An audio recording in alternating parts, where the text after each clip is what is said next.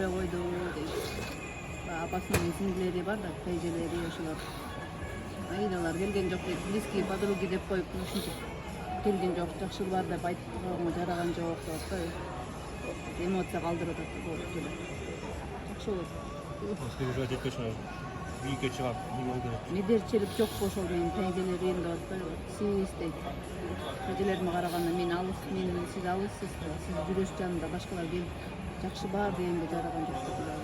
Жалап болуңуздар эже. Сиздер жалгыз эмессиздер. Иншалла.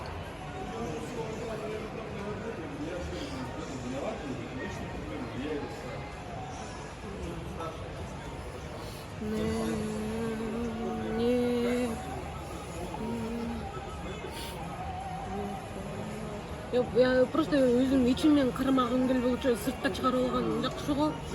Ото бүттүк эмелеримди içimden кармап